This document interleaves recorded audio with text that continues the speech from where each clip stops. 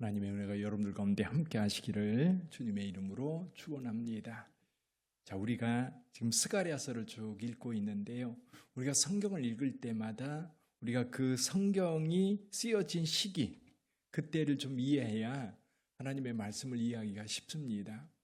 오늘 스가랴서를 읽을 때 스가랴서의 배경은 성전 건축이라고 하는, 그래서 여기 6장까지는 성전을 건축할 초기, 그러니까 학개 선자를 통해서 성전을 지으라는 하나님의 말씀이 선포되고, 또 백성들이 그 말씀을 하나님의 말씀으로 받아 성전 건축하기를 시작했습니다.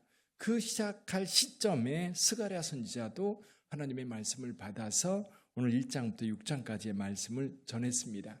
오늘 본문의 말씀에 보니까 다리오 왕 제4년 9째 달 이렇게 되어 있어요. 제4년. 근데 학개 선자도 그렇고 스가랴 선자가 처음 말씀을 받을 때가 언제였느냐면 이 다리오 왕 제2년입니다. 제2년. 두 번째 해에 말씀을 받았습니다. 그리고 2년이 지난 거예요. 2년이 지났으니까 지금 성전 건축이 한참 진행되고 있는 상황입니다. 원래 지금 여기 스가랴 선지자가 활동하던 그 시기 성전 건축을 4년 동안 합니다. 저희 교회는 1년 지었거든요. 요즘에는 이제 건축 기술이 발달되어 있으니까 금방 짓는데 이때는 좀 시간이 걸렸습니다. 예를 들면 솔로몬이 성전을 건축할 때는 7년이 걸렸어요. 근데 오늘 스룹바벨이 성전을 건축하는 기간은 4년 정도 걸립니다. 4년 정도 걸렸는데 그 중간쯤에 이 일이 있었던 거예요. 그래서 여기 7장과 8장에 보면 메시지 4개가 기록되어 있는데요. 첫 번째 메시지는 금식에 관한 질문이 있어서 그 질문에 대한 말씀이 있고, 두 번째는 이제 그 옛 선지자들을 통해서 하나님의 말씀이 선포되었음에도 불구하고 이스라엘 백성들이 하나님의 말씀을 듣지 않아서 황폐하게 되었다라는 메시지. 그리고 8장으로 넘어가면 8장이 예루살렘 미래에 대한 하나님의 말씀이 선포되고 있고, 그리고 마지막에 금식에 대한 답변이 나옵니다. 그러니까 오늘 7장 1절부터 7절까지의 내용은 금식에 대한 질문, 금식에 대한 말씀만 선포하고, 그 결과적인 말씀은 8장 끝에 가면 금식에 대해서 다시 말씀을 하고 있습니다. 자, 그렇다면 여기 금식에 대한 이야기와 그리고 사로잡혀 갔던 까닭을 이야기하는 그 내용을 잠깐 살펴보면서 오늘 우리에게 주시는 주님의 메시지가 무엇일까 잠깐 살펴봅니다. 자, 오늘 1절부터 7절까지 내용은 금식에 대한 이야기인데요. 지금 베델 사람들이, 바벨론에서 돌아온 유대인들이 여러 지역에 흩어져 살고 있었는데, 베델 지역에 살고 있는 유대인들이 사람을 제사장에게 보냈던 겁니다. 누구를 보냈느냐면 이때 베델 사람들이 사레셀과 레겜멜렉과 그의 부하들을 보내요. 여호와께 은혜를 구하고 질문을 하나 합니다. 어떤 질문이냐면 3절 한번 볼까요? 3절 같이 읽어봅니다. 만군의 여호와의 전에 있는 제사장들과 선지자들에게 물어 이르되 내가 여러 해 동안 행한 대로 5월 중에 울며 근신하리까 하매. 근데 5절에 보면 이렇게 하나님께서 응답을 하십니다. 5절도 같이 읽어보죠. 온 땅의 백성과 제사장들에게 이르라 너희가 70년 동안 5째 달과 7째 달에 금식하고 애통하였거니와 그 금식이 나를 위하여 한 것이냐? 자, 금식에 대한 질문이 있습니다. 근데 여기 금식이 두 가지가 있어요. 5째 달과 7째 달 금식. 그리고 이제 베델 사람들은 5째 달 5월의 금식에 대해서 질문했습니다. 금식 계속 해야 됩니까? 라는 거예요. 이 상황이 어떤 상황이냐면 이스라엘 백성들이 이제 바벨론의 포로로 잡혀갔습니다. 사실은 바벨론에 살고 있는 포로들 대부분은 예루살렘이 멸망하기 10년 전, 11년 전에 10년 전 혹은 11년 전 그 어간이 될 겁니다. 10년 전쯤에 사로잡혀갔던 자들, 그들이 바벨론의 포로로 살고 있었습니다. 그러다가 10년쯤 지나서 느부갓네살에 의해서 예루살렘 성이 다 파괴가 됩니다. 성전도 파괴되고 성도 파괴되고 사람들도 다 죽고. 근데 성전이 파괴될 때, 예루살렘 성이 파괴될 때 잡혔던 포로들은 얼마 안 됩니다. 실제로 바벨론에 자리를 잡고 살고 있는 포로들은 그 이전 10년 전에 사로잡혀갔던 자들이 대부분입니다. 예를 들면 그들 에스겔이라든지 이런 선지자들, 그런 사람들이 그때 사로잡혀 가거든요. 그들이 이제 바벨론에 살면서 예루살렘 성이 무너지고 파괴되고 성전도 다 파괴됐다, 다 불탔다는 이야기를 듣고 그때부터 예루살렘이 멸망한 그날을 기념해서 금식을 시작했습니다. 이게 이제 티샤브 아베, 그래서 그 예루살렘 성전이 파괴된 날, 지금도 기념하고 있습니다. 지금도 유대인들이 그날을 기념하면서 그날 금식을 합니다. 근데 바벨론 포로로 잡혀갔던 그들이 예루살렘이 멸망당한 그날을 기억하면서 해마다 금식하면서 하나님 앞에 기도했던 겁니다. 근데 여기 한 가지가 덧붙여져요. 7월의 금식이 있었습니다. 7월의 금식은 뭐냐면 느부갓네살이 이제 예루살렘, 이스라엘을 다 정리하고 그리고 거기 남은 자들이 있었습니다. 농사짓는 사람들, 묵축하는 사람들, 정말 그 땅에 좀 뭔가 좀 할 만한 사람들은 다 죽고 바벨론의 포로가 되고 흩어지고, 정말 유다 땅에는 정말 비천한 자들만 남아있는 그런 상황이었습니다. 그때에 느부갓네살이 그달랴라고 하는 사람을 세워서, 총독으로 세워서 유대인들을 다스리게 했었습니다. 근데 이 그달랴라고 하는 사람도 살해를 당합니다. 죽임당해요. 그래서 이 바벨론에 있었던 사람들이 그 소식을 듣고 그날을 기념해서, 여기 7월 금식이 그겁니다. 7월 금식이 총독 그달랴가 살해된 날을 기념해서 금식을 시작했던 겁니다. 여기 70년이라고 말씀하고 있는데 바벨론 포로로 가 있는 그동안 내내 여기 5째 달 금식, 7째 달 금식, 그날을 기념해서 늘 금식해 왔는데 지금 바벨론에서 돌아와 예루살렘 성에 있게 됩니다. 이제 성전을 지금 건축하고 있는 상황. 그래서 이 슬픈 날이 이제 점점 사라져가고 있는 이때에 계속 금식해야 되느냐는 거예요. 그 슬픔을 계속 기념해야 되겠느냐는 거예요. 그런 이제 괴로움과 고통은 다 사라져버리고 이제 우리에게 즐거움만 남았는데, 우리에게 기쁨만 남았는데, 이 성전 건축하는 일이 순조롭게 잘 진행되고 있는 이 상황에서 금식 계속해야 됩니까? 라고 물었더니 하나님이 뭐라고 말씀하셔요? 야, 그 금식이 나를 위한 금식이었느냐? 그 금식이 진짜 나에게 자복하고 회개하면서 하나님 앞에 구했던 그런 금식이었느냐? 이 똑같은 메시지가요, 이사야서 58장에 나와 있어요. 이사야서 58장에 이 금식에 대한 메시지가 오늘 여기 스가랴 7장 그리고 8장 끝에 나와 있는 메시지하고 아주 비슷합니다. 어쩌면 이스라엘 백성들이 가지고 있었던 그 메시지, 이사야 선지자를 통해서 들었던 메시지가 마음에 있었는지도 모르겠습니다. 근데 분명한 것은 주님께서 이렇게 말씀하세요. 그 금식이 나를 위하여, 나를 위한 금식이냐? 여러분, 금식 왜 합니까? 금식하며 하나님 앞에 기도하는 것은 그만큼 간절한 거예요. 간절. 이 음식만큼 우리의 생존을 직접적으로 지배하는 것이 없거든요. 근데 일정 기간 동안 먹는 걸 금하고 오직 기도에만 집중하겠다는 것은 오직 하나님만 바라보는 거거든요. 내 삶에 있어서 식음을 전폐하고 하나님께 매달려 구하는 거예요. 그래서 이 금식이라고 하는 것, 더군다나 이렇게 정기적으로 금식하는 것은 오직 주님의 뜻을 생각하고 주님의 뜻대로 살아가겠다라고 하는 결단이 그 금식 기간 동안에 있었어야 되는데 유대인들은 그 금식의 의미를 퇴색시켰던 겁니다. 이제는 형식만 남고 그 중심에 하나님은 없고 그저 그날 되면 의례히 금식하는 거예요. 주님께서는 스가랴를 통해서 뭐를 얘기 안 합니까? 그 금식의 본질을 좀 생각해 보라는 거예요.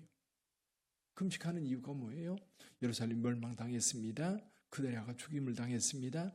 그들의 죄악을 하나님 앞에 고백하고 주님께 용서를 구하는 그런 금식이어야 되는데 금식이 그렇게 진행되어 오지 않았다는 겁니다.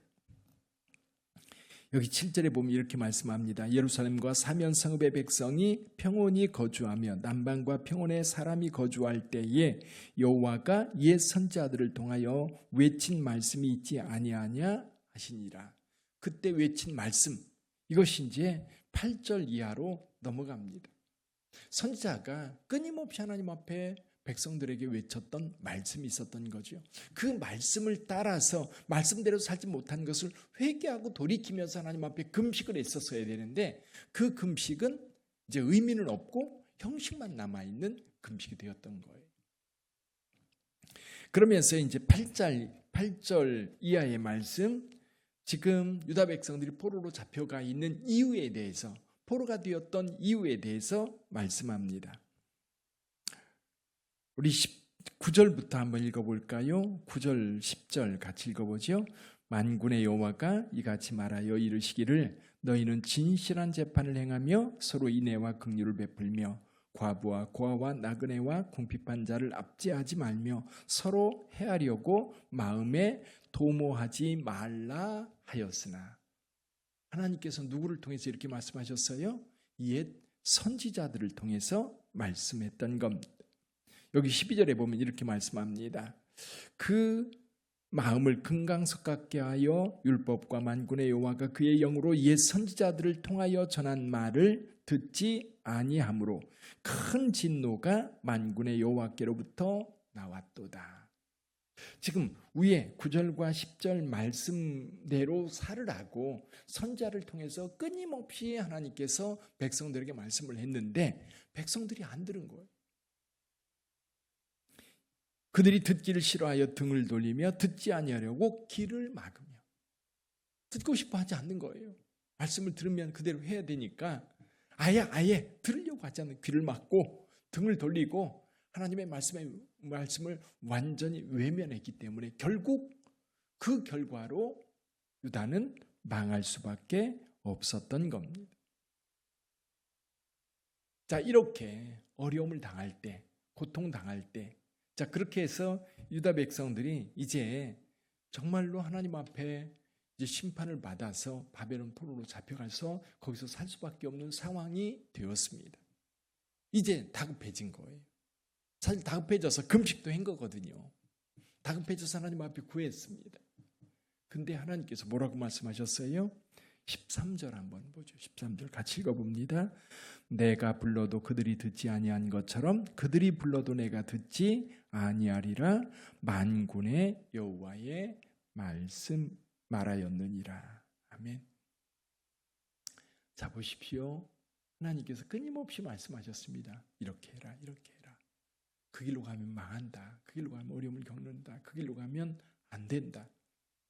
근데 유다 백성들은 그 말씀을 듣지 않았다 했습니다. 근데 이제 막상 어려움을 당하니까 어떻게 해요? 하나님 도와주세요. 하나님 도와주세요. 사사시대 생각해보세요. 사사시대를 생각해보면 좀 편안해지면 우상숭배에 빠지고 이방신전 찾아가고 그러면서 악을 행하고 불의를 행하고 그러다가 하나님께서 심판 진노하십니다. 이방인들을 들어서 그들을 다스리게 하면 얼마나 힘들고 고통스러운지 그때서야 하나님 앞에 부르짖어 기도합니다. 하나님 도와주세요. 우리가 잘못했어요. 도와주세요. 그럼 자비하신 하나님은 그 기도를 들으시고 사사들을 세워서 그들을 구원하십니다. 근데 이것이 계속 반복되어 갑니다. 근데 이제 반복되어 가면서 점점 하나님의 말씀을 듣는 역사적인 사건들을 통해서 깨달아서 점점 하나님의 말씀으로 나가면 참 좋은데 희한하게 인간은 점점 나락으로 떨어져요. 점점 나락으로 떨어져서 더 이상 돌이킬 수 없는 상황까지 간 겁니다. 이게 바벨론에 의해서 예루살렘이 멸망당한 사건이었던 거지. 그래서 이제 고통당하니까 어려우니까 유다 백성들이 하나님 앞에 불러 기도했습니다. 그랬더니 하나님이 뭐라고 말씀하셔요? 내가 불러도 그들이 듣지 아니한 것처럼 그들이 불러도 내가 듣지 아니하리라. 이제 우리가 오늘날 신앙생활하면서도 제일 두려운 일이 겁니다. 하나님께서 우리의 기도를 듣지 아니하시고 우리의 기도를 외면하실 때. 이게 사실은 저와 여러분들에게 제일 두려운 일이지요. 제일 겁나는 일이지요. 우리에게는 하나님이 계시기 때문에 우리는 든든하니 험난한 세상이지만 살아갈 힘이 있고 살아갈 능력이 있는 거거든요. 그런데 그 하나님이 우리의 기도를 들어주시지 않는다? 가끔 우리 신앙생활 같이 하다 보면 그런 사람들이 있죠. 하나님이 내 기도를 들어주시지 않았다고 하나님 앞에 토라져서 이제 하나님 믿지 않겠다. 그런 사람들 가끔 발생합니다. 뭔가 몰라도 진짜 모르는 것이요. 몰라도 진짜 모르는 겁니다. 오늘 이 두 가지 메시지를 통해서 우리는 이렇게 생각을 해야 될 것 같아요.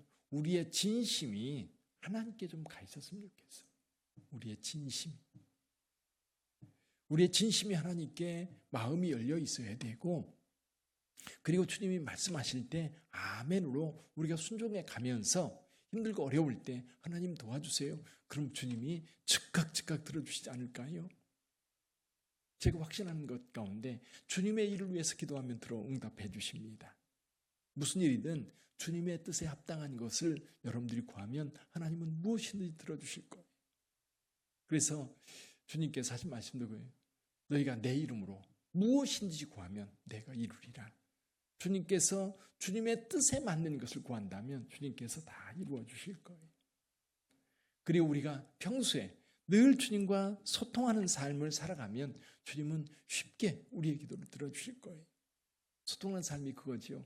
여러분 주변에도 그렇잖아요. 사람들과의 삶에도 친밀한 관계를 가지고 있는 사람한테 도와달라고 그러지, 여러분 생전 모르는 사람 길거리에 나가서 아무나 붙잡고 나를 도와달라고 그러면 아래 위로 훑어보고 그냥 갈 거예요. 그래서 우리 하나님과에도 친밀함, 그래서 늘 기도하고 늘 하나님의 말씀 가까이 하고, 그리고 예수 믿는 사람들 교제 잘 이루고요. 이게 성도들이 신앙생활하는 가장 기본인 것 같아요. 성경 말씀 늘 듣고 성경 읽고 묵상하고, 또 하나는 늘 기도하면서 내 사정을 하나님께 아뢰고 또 하나님께 묻고, 그래서 하나님과 친밀한 관계를 유지하고, 그리고 예수 믿는 사람들이 서로 모여서 이야기 나누고 교제 나누고 함께 예배를 드리면서 저 사람은 어떻게 신앙생활하는지, 내가 어려울 때 내가 어떻게 해야 되는지 성경을 통해서도 알고 기도를 통해서도 알 수 있지만 우리 주변에 있는 우리 믿음의 동료들을 통해서 우리의 삶이 고치를 받을 수 있거든요. 그러면서 함께 성장해 가고 함께 은혜를 누리면서 갈 수 있는 거거든요. 그래서 오늘 우리 하나님께서 여러분의 기도에 응답해 주시기를 바랍니다. 평소에 여러분이 하나님의 말씀을 잘 들었다는 얘기입니다. 그렇죠? 평소에 말씀 잘 들으면서 우리도 우리의 말을 주님께서 들어달라고 주님께 요청할 수 있는 그런 교제와 믿음과 또 우리의 행위가 있기를 주님의 이름으로 축복합니다. 기도하겠습니다.